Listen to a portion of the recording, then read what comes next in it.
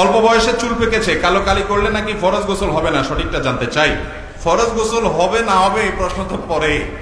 কালো কলম ব্যবহার করা জায়েজ নাই। নবী করিম সাল্লাল্লাহু আলাইহি ওয়াসাল্লাম বলেছেন, কারোর চুল বা দাড়ি যদি পেকে যায় সেগুলোকে সে কোনো কালার দ্বারা পরিবর্তন করুক।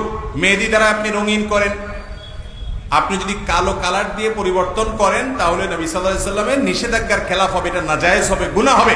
তিনি বলেছেন, গায়্যিরু হাযা শাইবা ওয়া জান্নিবু সিওয়াদ, তোমরা কালো কালার থেকে বেঁচে থাকবা, চুল দাড়িকে কালো কালার করবা না। এটারে কি বলে আপনার খেজাব, কালো খেজাব মারবা না। কালোর সাথে অন্য কালার মিক্স করে যদি মারেন, অর্থাৎ আপনি মেহেদি দিলেন সাথে কালো দিলেন, জায়েজ হতে পারে। আর ওযুর মাসআলা হলো যে কালারের কারণে ওযু যাবে না, ব্যাপারটা সেরকম না। বাজারে যে সমস্ত মেহেদি পাওয়া যায় আর্টিফিশিয়াল মেহেদি, এই মেহেদি সম্পর্কে আমার একসময় সঠিক ধারণা ছিল না, সেজন্য আমি একসময় মনে করতাম এই মেহেদি ব্যবহার করলে ওযু হয় না।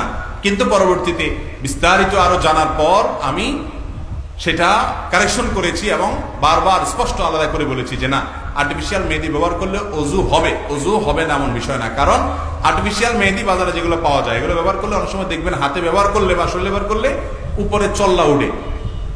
হ্যাঁ, এই চল্লাটা আলাদা স্তর বা আবরণ পড়ার কারণে হয় না, এটা হলো ওটাতে যে অ্যাসিড দেয়, কোথাও অ্যাসিড একটু বেশি পড়লে সেটা যে জায়গা পড়ে ওখানে চামড়ার উপরের যে পাতলা লেয়ারটা আছে ওইটা খসে পড়ে, অন্য কিছু না। যার কারণে আলাদা কোনো স্তর পড়ে না, বিধায় আর্টিফিশিয়াল মেহেদি ব্যবহার করলেও ওযু হবে। কিন্তু কালো খেজাব ব্যবহার করে সাদা ঢাকার চেষ্টা করা যাবে না।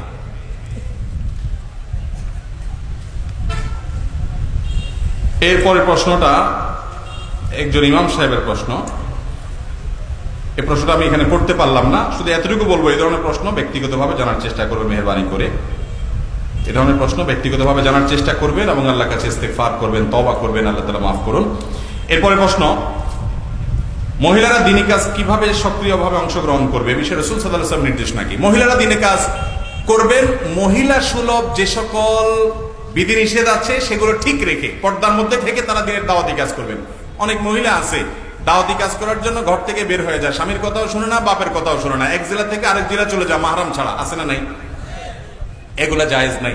আপনি কোনো বাড়িতে তালিম করবেন, সেখানে পর্দাপর্শিদার সাথে যেতে হবে, অভিভাবকদেরকে সম্মতি নিয়ে তাদের কাছ থেকে অনুমতি নিয়ে যাবেন।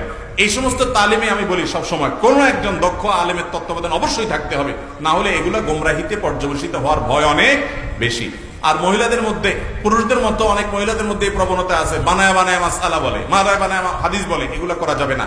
যা জানবেন সেটা বলবেন, বিশেষ করে লাগামহীন হবেন না। অনেক মহিলা বলে, আমার অসুখ হলে স্বামী যদি আমাকে বাইরে যে চিকিৎসা করতে না দেয় আমি কি তার কথা শুনে বসে থাকবো?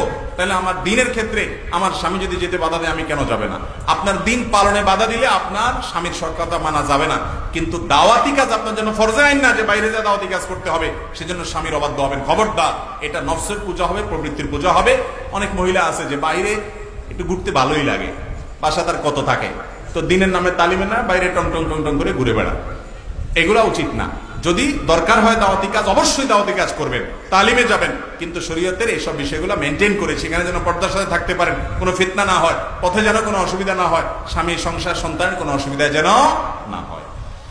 এরপরে প্রশ্ন হলো, এত ওয়াজ মাহফিল হওয়া সত্ত্বেও সমাজ থেকে অন্যায় অশ্লীলতা দূর হচ্ছে না কেন?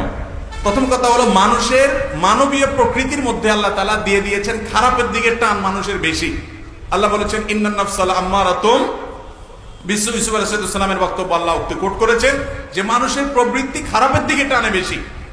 এরপরেও সেই খারাপ প্রবণতাকে আবার আরো খারাপ করার জন্য নানামুখী মিডিয়া, নানামুখী আয়োজন, গোটা দুনিয়া ইবলিসীয় সভ্যতা, দাজ্জালিয়া দুনিয়াতে সেগুলো তো আছেই।